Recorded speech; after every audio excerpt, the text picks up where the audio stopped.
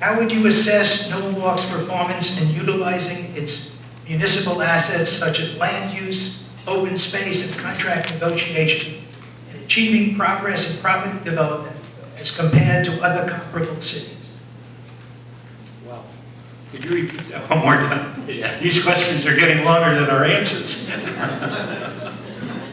How would you assess Norwalk's performance in utilizing municipal assets such as land use, open space, and contract negotiation, in achieving progress in property development as compared to other comparable cities? Well, first of all, if I could talk about open space.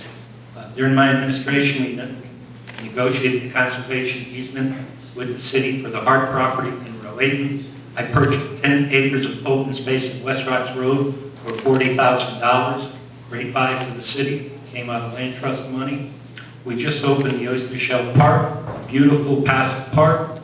We are in the process, and we know that we have one of the Cranberry Park is a tremendous asset. We've improved it. Cathpaster Park, Veterans Park. We've continued to move forward to improve it. We have 2 new athletic fields in the budget proposed for next year for Nathan Hale and Merrimack.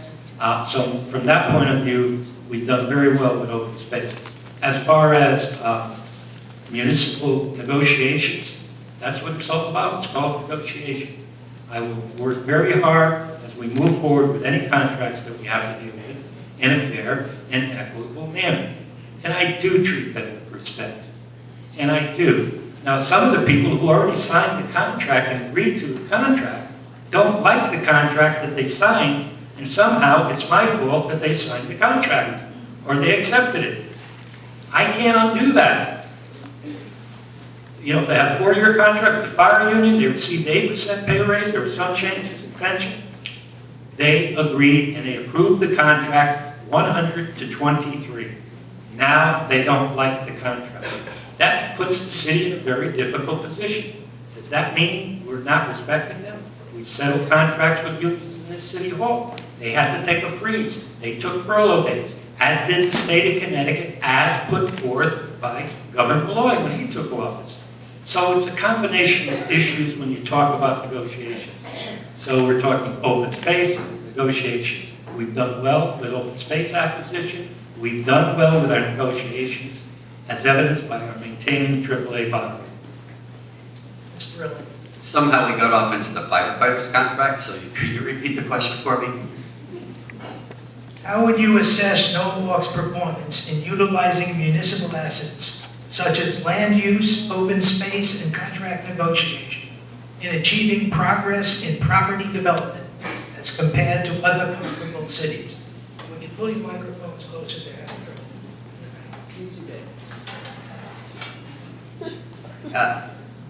I think we have a fair amount of open space. Could we have more? Absolutely. But again, you have to balance between open space and development and trying to determine the best approach.